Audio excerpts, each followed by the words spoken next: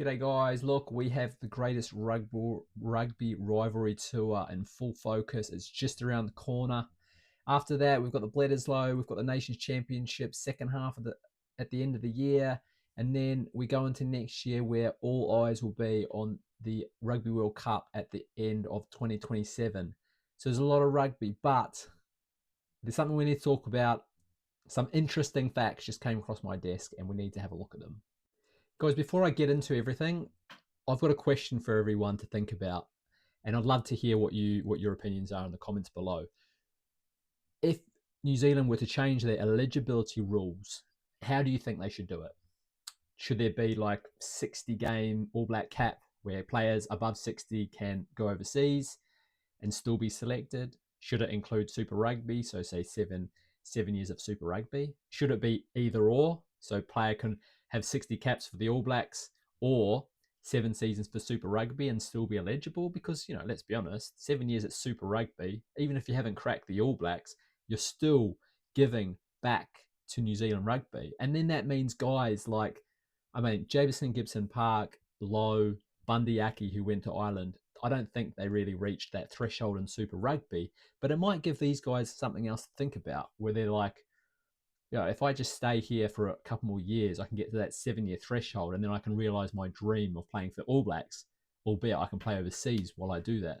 So that's something I think about. And the other one I do think about, and this has just come to me, and please sound off if you don't agree or if there are issues around this, but I look at that Richie Mo'unga situation where he's coming back for 2 years, and I think, why can't New Zealand start doing stuff like that and allowing guys who have played a certain amount of All Black games to go overseas for 2 years after a World Cup cycle?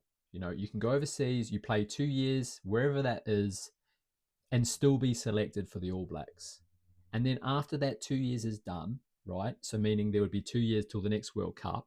You come back to New Zealand, you sign a contract, you play, you get back into match fitness in New Zealand, build the chemistry back up, and then you have the opportunity to play for the All Blacks in the World Cup. But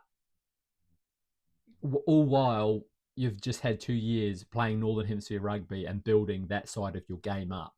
I think we'd have more complete players. I think it sort of satisfies both arguments, in the times. And you've got to remember as well, right?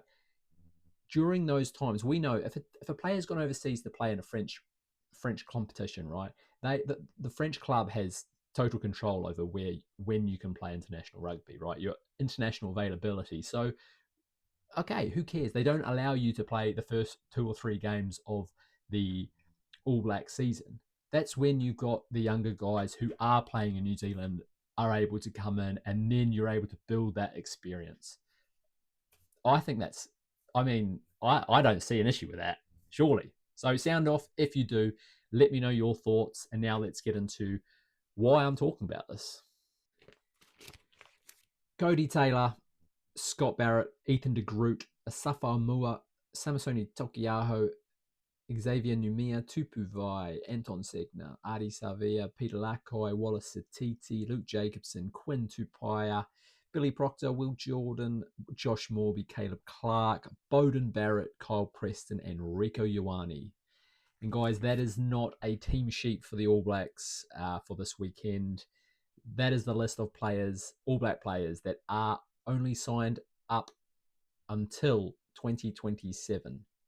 So look, I want to make one thing clear. Let's not be alarmed. It's not a huge issue. I'm sure this is very normal for this stage of the World Cup cycle to have guys unsigned. We know that players tend to sign shorter term deals, 2-year contracts, 1-year contracts, things like that. This is not American sport where guys just start signing for 8 years, or probably even in France, I think they sign longer term deals, 4-year deals, and so on and so forth. So nothing to be alarmed at just yet, but it does make me question what is going to happen after the World Cup.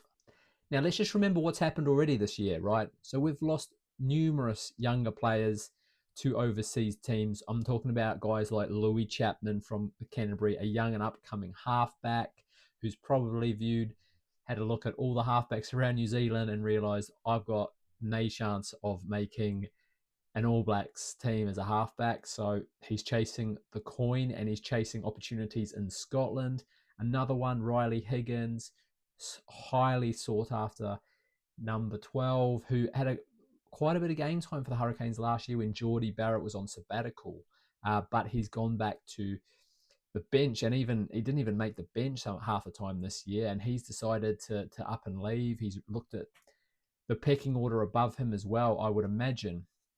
And there's other guys around New Zealand. We're talking about Perifeta, Braden Ennor from Crusaders as well, Dallas McLeod, Sevu Reese. No, I'm kidding. You guys can take Sevu Reese. That's all right. We'll let you have that one.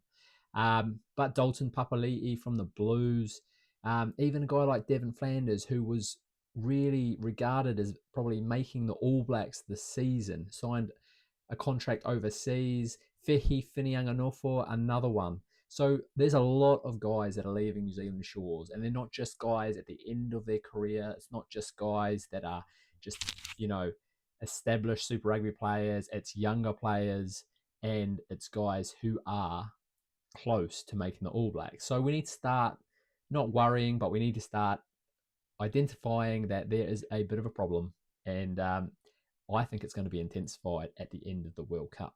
Look, we all know at the end of World Cup cycles, we see players go overseas.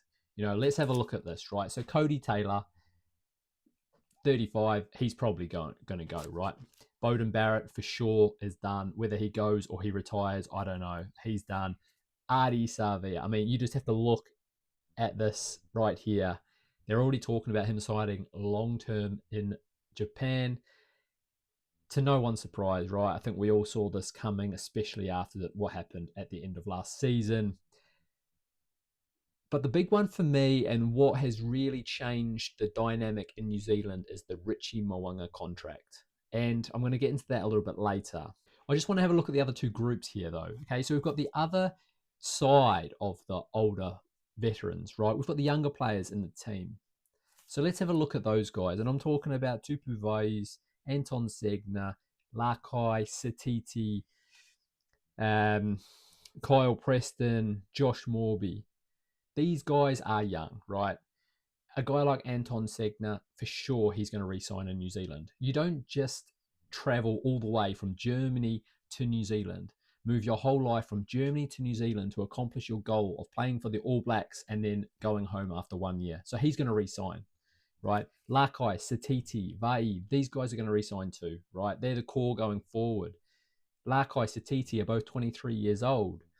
Tupu Vai is going to be in the All Blacks for years to come. I believe they're going to be re-signed.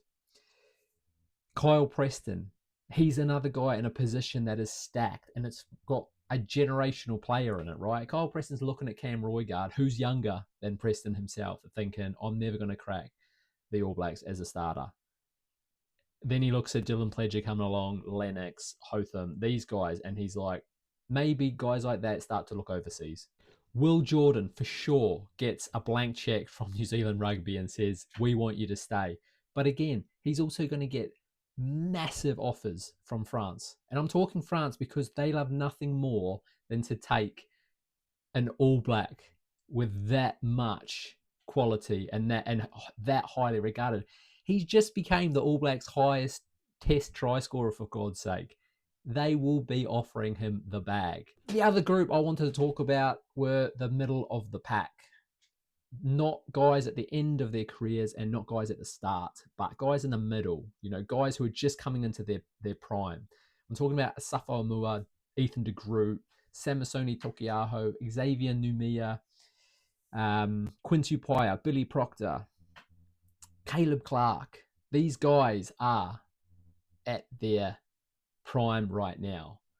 Look, I actually think guys like Aumua and Tokiaho are going to re-sign in New Zealand. They're going to see Cody Taylor leaving. They're going to know that, these are the two hookers probably going forward for the next World Cup cycle at least. So they probably stay. Ethan de Groot, another one, might stay in New Zealand. He's still quite young, 28 years old. Xavier Numia just cracked the All Blacks. You'd like to think he sticks around too. Quincy Paya, Billy Proctor is an interesting one. Both are going for like a similar position, right? Quincy Paya is looking at Geordie Barrett thinking, I don't have a chance of getting a 12 jersey in New Zealand. He looks at 13. He's probably the number one there. Billy Proctor is probably doing the maths in his head, do I stick around or not? So there's an interesting question to be made for those two. Tupaia having turned down overseas contracts, I think in 2025, to say that he had unfinished business in New Zealand. So, you know, is that fit? But is that business finished? And will that business be finished if you win a World Cup? Who knows? It wouldn't surprise me if we saw guys like Caleb Clark leaving New Zealand. You know, hasn't always had the best luck through injuries, starting to, get into that sort of area where New Zealand All Blacks traditionally start looking at younger players on the wings. So Clark might look overseas. Luke Jacobson, another one who is just, he's been through injury after injury. Does he start thinking like, how long does my body hold up? Should I be looking at making some money now? So look, it's not doom and gloom. There's plenty of players that I think will stay in New Zealand, but I just worry about that Richie Mo'unga contract and what it actually means for New Zealand rugby. He after the last World Cup, he left New Zealand for Japan. 2 years out from a World Cup, he has said he has basically signed a new contract to come back to New Zealand. And he was saying on a press conference in Japan that he had to. If he wanted to play in the World Cup, he had to come back to New Zealand. First of all, nothing about playing in the black jersey and playing for his country. It was that he had to come back. I didn't like that. But let's just look at the facts. That 2 year contract, right, is basically only a year and a half worth of rugby. He misses a whole super season. He misses technically the greatest rivalry tour, but I'm pretty sure we all agree that he's probably going to end up there. And then once the World Cup's over, what does he do? He just buggers off again. Same with Shannon Frizzell, similar sort of contract. So, I mean, what's stopping other New Zealand players from doing that? What's stopping I have no issue with the older players going and doing that, by the way. It would be exactly the same as saying you've got 60 caps, you can go overseas and still be selected for the All Blacks. But we're talking about guys in their prime, like those Omuas, Tokiahos, Tupaia, Proctor. What if these guys decide, hey, you know what? What about Will Jordan? What if Will Jordan says, you know what, I'm going to go overseas for 2 years and then I'm going to try and get a contract back in New Zealand just to play in the World Cup? I mean, for me, I hate that. I hate that, and it's doing the exact opposite of what New Zealand rugby was trying to achieve by having these eligibility rules. If this was a sort of contract that people started to look at, then New Zealand rugby has a problem because it will gut New Zealand rugby straight off the bat. So they would have to look at the eligibility rules and doing something around that. But guys, it's not all doom and gloom. It's not all doom and gloom, right? There's quite a few players that are signed up beyond 2027. We're talking Lomax, Newell, Tossie, Josh Lord, Fabian Holland, Tuipulotu, Sam Derry, Cam Roigard, Ratama, Ruben Love, Geordie Barrett, Damien McKenzie, and Leroy Carter. These are some of the guys from the current All Black squad that are signed up beyond 2027. So there's a good core there. There really is. And if you throw a few of those guys who haven't re-signed just yet into the mix, the All Blacks will still have a strong team going forward after the next World Cup. And then you've got to throw in guys like Jim Lennox, Dylan Pledger, Johnny Lee, Ollie Mathis, Curtis McDonald.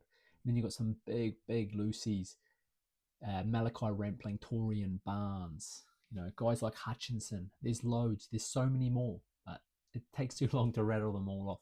So that's it, guys. Thank you for watching. As always, please comment below. I love interacting with you guys, and really interested to hear your thoughts, because as always, when I do videos like this, there's stuff that I haven't thought of, and it just sort of completes the picture when you guys sort of give me a heads up on things that I missed or things that I got wrong. So please let me know your thoughts. Please like and subscribe if you like what I'm doing. I'm trying to grow the channel, so all of those, you have no idea how much it helps. So please like and subscribe, and yeah, see you guys in the next one.